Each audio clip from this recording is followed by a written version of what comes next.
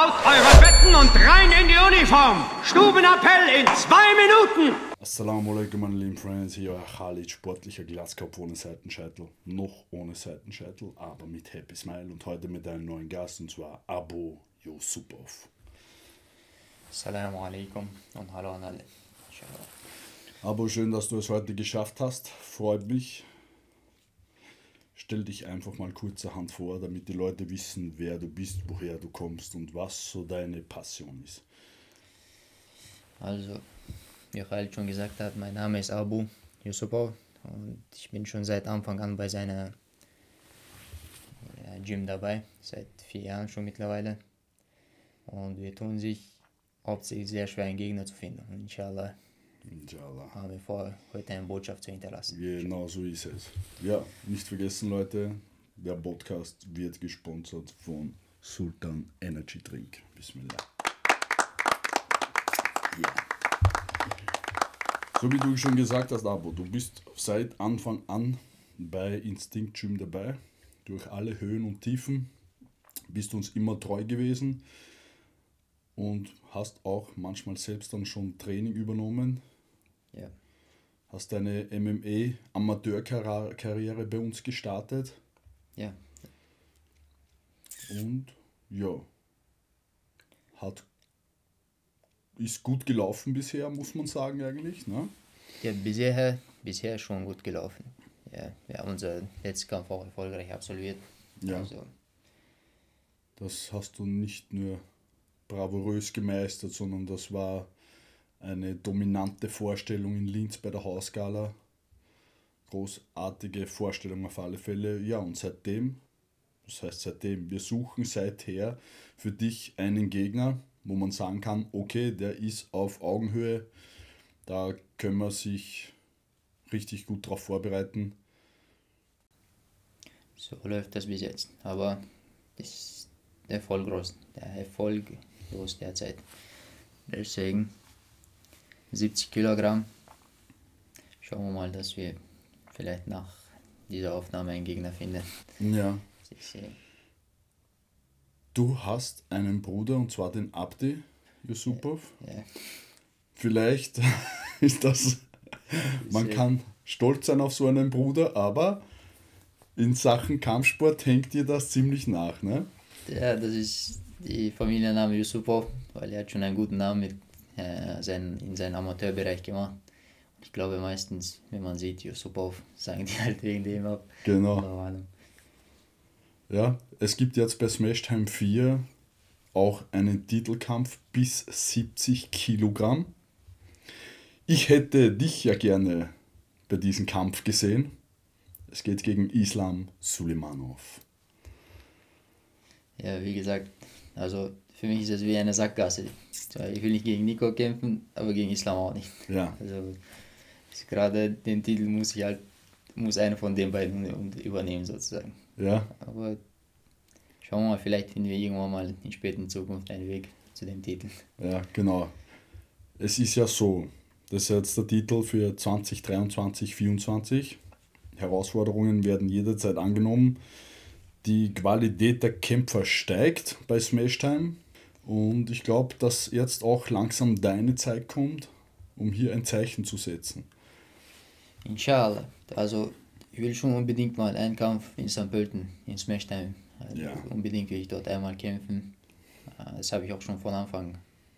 Smash Time 2, glaube ich. Seit Smash Time 2 wollte ich unbedingt einen Gegner haben. Und damit ich mal in St. Pölten, ist auch sozusagen unser Heimatdorf. Ja, unser Heimatdorf, genau. Unser Heimatdorf. Und es war halt ein bisschen anders, hier zu kämpfen. Ja. Weil es ist viel anders, Käfig. Es ist einfach eine gemischte Sache, Ring und Käfig. Mhm. Und dort fühlt man sich halt wohler, überhaupt. Wie viel Blut und Schweiß dort schon vergossen wurde. Das ist schon eine gute Möglichkeit, inshallah. Deswegen schauen wir, dass wir einen Gegner finden. Ja, werden wir schauen. Ich habe mir vorgenommen, vielleicht mache ich ein bisschen Fitner zwischen dir und Islam. Das wollen wir lieber. Aber auch Islam Sulejmanov ist ein respektvoller Mann. Bodenständig. Das wäre wirklich schade, wenn man da ein bisschen Gift versprühen sollte, nicht sein. Ich würde mir sowieso wünschen, dich nächstes Jahr in einem Titelkampf zu sehen. Vielleicht können wir da irgendwas richten. Ja, vielleicht ein paar Kilo höher. Schauen wir. Ja, Wenn wäre es interessant. so auf 70 nicht geht, bleibt uns nichts anderes als nächste Kilogramm. Ist 74 oder 76? Ich weiß es gar nicht. 77. 77, ja. Es ist ja generell sehr schwer, in Österreich als Amateur mit nicht österreichischer Staatsbürgerschaft teilzunehmen. Ja, ich kann da sogar was erzählen. Ja. Was, zum Beispiel was Abdi angeht, er hat ja die Staatsmeisterschaft gewonnen. Mhm. Und später ihnen wurde durch diese Staatsmeisterschaft versprochen eigentlich, dass die halt irgendwie zur Europameisterschaft kommen. Oder dass die halt weiterbilden können und so in so höhere Organisationen antreten können. Ja. Aber das ist nie zustande gekommen. Also später hat man erfahren, dass man den österreichischen Staatsbürgerschaft braucht. Und dadurch, dass man den österreichischen Staatsbürgerschaft gebraucht hat, haben viele potenzielle Kämpfer nicht kämpfen können. Und was ich weiß, genau, Namen weiß ich nicht, aber es waren viele Tschetschener dabei. Also dort haben auch die meisten Gewichtsklassen auch Tschetschener gewonnen eigentlich, bei der Staatsmeisterschaft, ich weiß jetzt nicht welcher Jahr das war, aber er hat sogar noch zu Hause den Trophäe hängen. Aber wie gesagt, wie du schon sagst, durch diese Sache wegen der Staatsbürgerschaft, viele potenzielle Kämpfer haben nicht geschafft, dort mitzumachen. Ja, das stimmt. Es gibt in Österreich unglaublich viele Talente, wo ich sage, da ziehe ich den Hut. So junge Talente, auch wie dich. Das ist unglaublich, das Trainingspotenzial, der Fleiß und auch der Respekt gegenüber jedem anderen Kämpfer. Das halte ich für eine sehr, sehr gute Sache. Du bist keiner, der was irgendwie Öl ins Feuer schüttet oder irgendwie auf soziale Netzwerke auf groß, dicke Hose macht, sondern du sagst, ich gehe trainieren, ich ziehe meine Nummer ab und inshallah kommt gut, kommt schlecht. So ist es inshallah. Also ich bin kein Fan von dieser neue Kinderspiel 2023, dass man den Gegner anschreibt und seinen Lebenslauf erzählt und Bescheid gibt, wie es ablaufen wird, ob der Gegner bereit ist oder ihn fragt, wie er sich fühlt. Also ich glaube, es ist nicht meine Angelegenheit, wie der Gegner sich in der Vorbereitungsphase fühlt.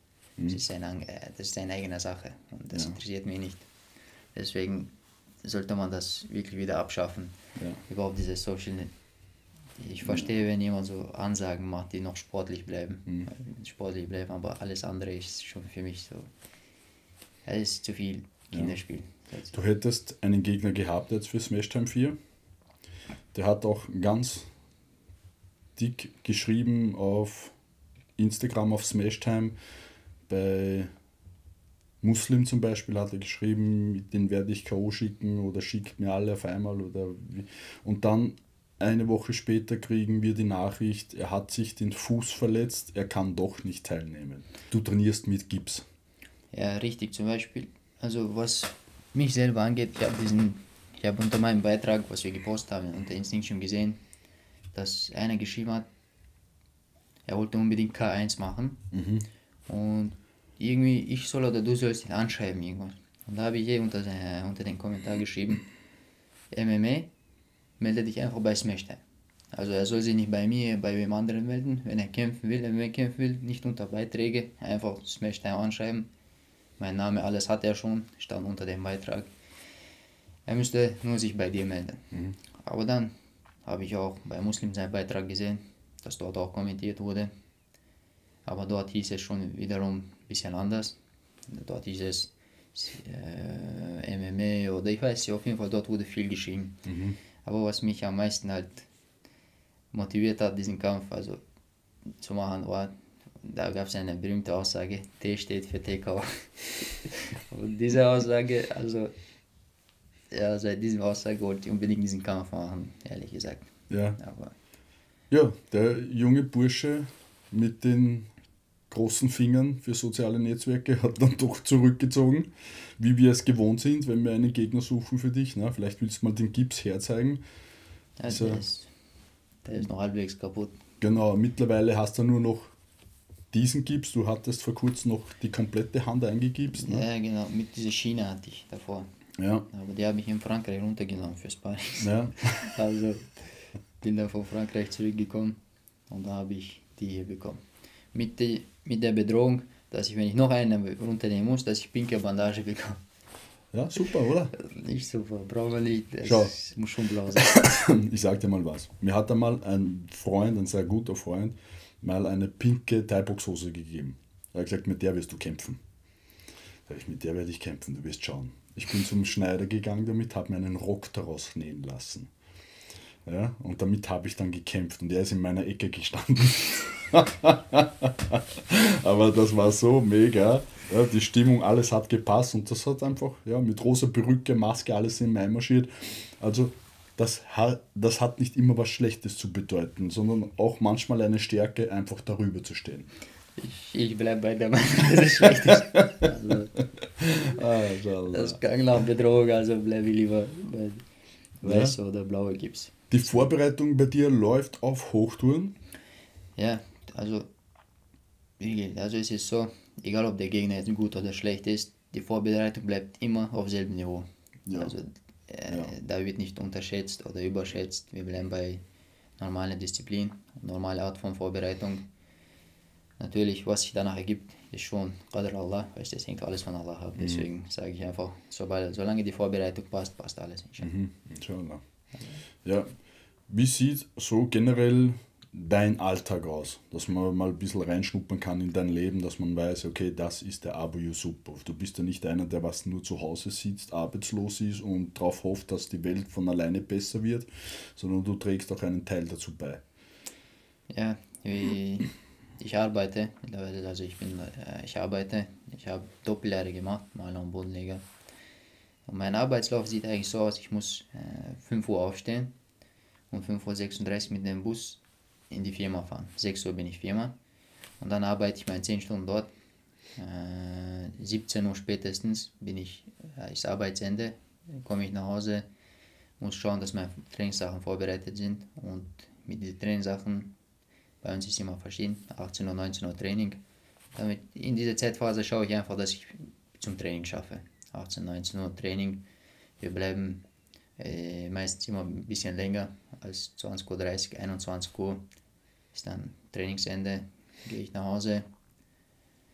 Und ja, dann kommt schon die Vorbereitung auf den nächsten Tag. Also meine Arbeit, also Alhamdulillah, mein Tag ist, ich bin fast den ganzen Tag beschäftigt. Du bist komplett durchgeplant, ja? Genau. Von A bis Z. Das ist Vorteil eigentlich. Da kommt man halt oft nicht auf keine dumme Ideen. Ja. Das ist, glaube ich, besser als irgendwie den ganzen Tag draußen herumzuspazieren. Wie wählst du deinen Freundeskreis aus? Also mein Freundeskreis, wie gesagt, für mich ist wichtig, dass mein Freundeskreis auf selbe Schiene sind wie ich. Also die dürfen nicht jetzt, wie gesagt, die dürfen mich nicht ablenken von meinen Sachen. Sollte es Religion sein, sollte es Arbeit, Sport sein. Also müssen meine Freunde wirklich so sein, dass sie sagen, okay, ich bin auf meiner Religion und ich mache meinen Sport, ich habe Disziplin und ich lasse mich nicht von irgendwelchen weltlichen Sachen so ablenken. Zum Beispiel für Sportler ist es wichtig, dass er jetzt von jeglichen Konsum, die für dich schädlich sind, von denen fernhält. Und damit man sagt, okay, er ist mein Freund, muss er wirklich schauen, dass er darauf achtet. Es ist auch nichts Neues, dass heutzutage diese ganzen schädlichen Sachen, was man konsumiert, einen auf falsche Schiene bringt und auf diesen Weg halt stirbt. Also es gibt bei dir keine Partys, keinen Alkohol, keine Drogen, keinen Nikotin, weder bei dir noch in deinem Umfeld. Sagen wir mal so, ne? Richtig, also Ja, das ist gut, weil man sagt ja, wenn man neben einem Haufen Müll lebt, wird man früher oder später auch genauso stinken wie der Müll. auf den Punkt gebracht. Ja. So ist das. Egal wer was jetzt sagt, es ist wirklich so. Es ist so. Es ist einfach eine klare Angelegenheit. Nimm- Das sieht man auch öfters. Sieht man auch Man muss die öfters. Augen aufmachen, schauen, Ja, man wird das sehen. ja. Wir werden schauen, wohin überhaupt das Ganze führt mit dir, weil du bist ja jetzt 18, 19 Jahre alt. Nein, ich bin schon 20. Schon 20 siehst du. Ich weiß nicht mal, wie alt der junge Mann ist. 20 Jahre schon. Die Zeit verläuft wie im Flug, ist unglaublich. Ja. Was sind denn so deine Ziele? Wann hättest du denn jetzt endlich vor? Weil ich plädiere ja oft drauf, aber es ist jetzt endlich Zeit für einen Profikampf. Wann denkst du, fühlst du dich bereit dafür?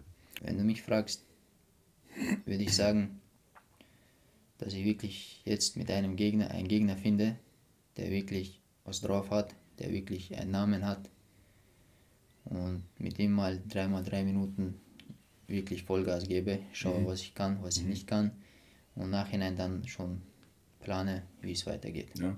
Was ja ganz witzig ist, du hattest einmal in Linz einen Gegner von Team Buljo Basic, den hast du besiegt. Ja, genau, das war. Genau. Und später hat er dann, dadurch, dass er ja auch die österreichische Staatsbürgerschaft hat, vermutlich, wurde er dann Staatsmeister. Ja, was ich weiß, dass er Staatsmeister wurde, ja. Also du hast den Staatsmeister eigentlich deklassiert ohne Probleme und dadurch, dass du eben nicht die österreichische Staatsbürgerschaft besitzt, wurde er dann Staatsmeister.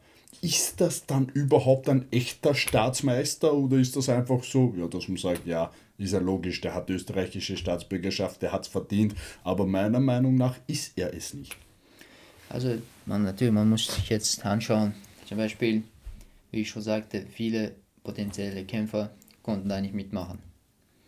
Das heißt, in der eigenen Welt ist er der Staatsmeister, aber für Kämpfer, die wirklich was drauf haben und die nicht Möglichkeit hatten, da mitzumachen, es ist jetzt die Sache, ob er sich selber so sieht oder nicht sieht. Zum Beispiel den Titel als Staatsmeister, natürlich hat er verdient, hat gekämpft und er trägt den Titel sozusagen. Aber wie gesagt, unsere Mentalität ist so, man braucht den Stärksten und überhaupt sich den Stärksten zu nennen. Und so ist auch meine Einstellung. Aber es war auch von vielen damals auch die Einstellung, dass man gesagt hat, okay, ich brauche den Stärksten. Aber heutzutage heißt es, ich brauche einen Anfangsgegner, ich brauche einen Fallobst und auf diesen Fallobst baue ich mich auf.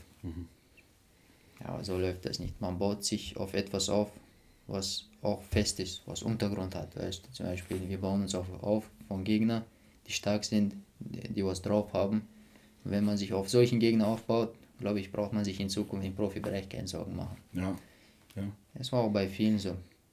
Wenn du jetzt schaust bei UFC, der kleine Junge da, der ist Dagestaner Mohammed.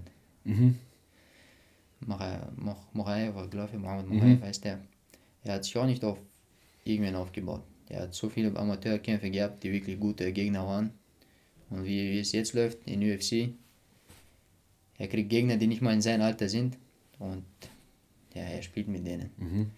Ja, so muss das eigentlich sein. Man wird nur stärker, wenn man sich den Stärksten aussucht. Man wird dann an der Spitze sehen, wie lange diese Leute tatsächlich durchhalten und ob sie überhaupt mithalten können. Ne? Richtig. Das ist ja ganz logisch. Und deswegen finde ich es sehr, sehr schade und da gehen Grüße raus an den Präsidenten der österreichischen MMA-Verbandes, an Gerhard Ettel. Vielleicht gibt es da eine Möglichkeit, dass man diesen jungen Talenten eine Möglichkeit bietet, trotzdem an der Staatsmeisterschaft teilzunehmen, weil es gibt so viele Talente in Österreich, wo ich mir denke, das ist wirklich sehr, sehr, sehr schade und der Gerhard Ettel ist da sehr motiviert dabei und engagiert, den MMA in Österreich voranzubringen und das wäre so meine Bitte, Leuten wie Abu Yusupov und anderen Talenten die Möglichkeit zu geben, in Österreich Staatsmeister zu werden. Ja. So ist das. Mehr wollen wir gar nicht und mehr brauchen wir gar nicht und der Rest ergibt sich sowieso von alleine. Ich denke, 2024 wird dein erster Profikampf sein. Tja. Ich denke, du bist schon seit längerem bereit dafür, auf alle Fälle.